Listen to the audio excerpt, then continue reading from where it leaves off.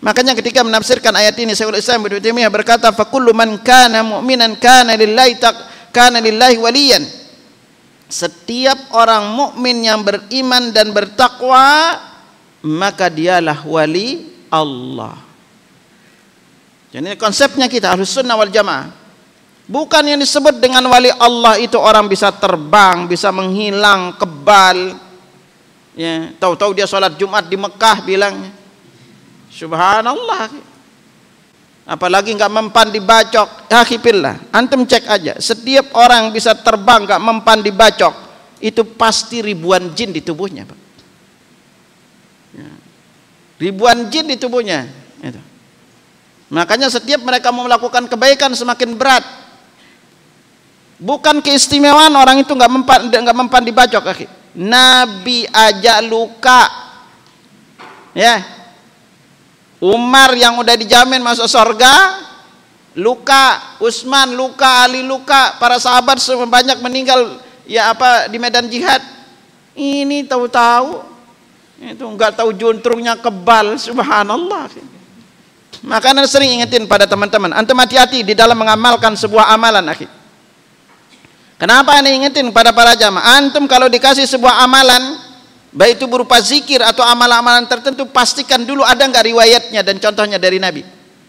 Karena apapun kalau antum comot-comot Al-Quran nih, itu, lalu antum baca dan jumlah tertentu pada waktu tertentu dengan cara tertentu, itu yang masuk ke tubuh antum itu adalah jin, akhi. Karena dengan cara, lalu dari mana dia dapat inspirasi? Dia dapat dari tidurnya, dikasih sama jin, ternyata itu adalah cara untuk memanggil jin ke tubuh. Amalan apapun yang antum lakukan, apalagi berupa zikir yang akan kita amalkan rutin, maka jangan sampai kita beramal tanpa kita tahu dalilnya, tanpa kita pastikan apakah inilah tata cara yang disunnahkan oleh Rasulullah SAW dan para sahabat. Anu udah sering nanganin, akhi, itu teman-teman yang salah amalan dikasih, akhirnya apa? Yang masuk ke tubuhnya itu jin yang lebih banyak. Ya. Karena kalau antum bertanya dari mana dia dapat amalan itu, biasanya itu karena mungkin dia tirakat, mungkin karena dia dapat ilham bilangnya.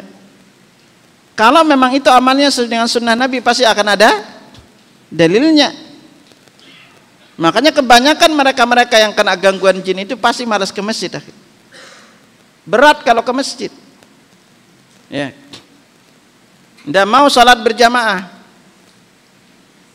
Atau yang paling sering terjadi itu adalah dia sering dapat gangguan macam-macam. Entah itu lewat mimpinya, entah kadang-kadang dibisiki macam-macam, dibisiki. Ya. Dan yang paling rawan itu adalah kalau dia memiliki kemampuan untuk nerawang dan ngelihat. Kalau antum muda itu, apalagi yang kita kenal dengan namanya indigo. Anak indigo itu ribuan jin di tubuhnya. Coba aja di ruqyah, nanti nggak bisa lagi itu dia. Dan selalu dia sering ngelihat macam-macam tuh. Orang kita ngelihat sepi, dia ngelihat rame, gitu kan. Akan terganggu dari sisi jiwanya. Makanya antum hati-hati, ya. Hati-hati beramal kalau tidak ada sunnahnya. Apalagi kalau antum rutin baca zikirnya. Bacalah yang Nabi ajarkan kepada kita. Zikir pagi petang. Kalau doa-doa dan zikir yang Nabi sunnahkan, silahkan antum untuk membacanya. Ya. Nah lalu aku talim rahimakumullah. Makanya di salah satu tempat besok kita ngupas dengan tema benteng gaib. Kita ajarkan antum gimana membentengi diri dari segala macam bentuk gangguan. Karena Nabi udah ajarkan kita semuanya.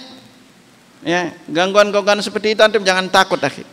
Makanya kalau antum masuk ke sebuah rumah yang dibilang angker, itu sebenarnya kerjaan jin aja. Itu. Jangan pas masuk mbah misi numpang lewat. Kalau antum diganggu, kalau antum takut, jinnya semakin senang. Coba aja. Makanya kalau ada rumah angker antum beli murah aja kayak gitu. Bersihin rumahnya, jadiin tempat tahfiz dulu, hilang dia jinnya gitu. Ya kan? Ya. Makanya kenapa kalau masuk rumah, di dalam rumah kita disuruh baca surah Al-Baqarah. Nabi katakan syaitan yanfiru minal bait allati turqa fi surat Al-Baqarah. Syaitan itu lari dari rumah yang di dalamnya dibacakan surah Al-Baqarah. Ya. Makanya sering-sering jadikan rumah itu tempat salat. Maka dari itu salat sunnah di rumah Berdasarkan kesepakatan 4 mazhab fikih itu paling afdal di rumah.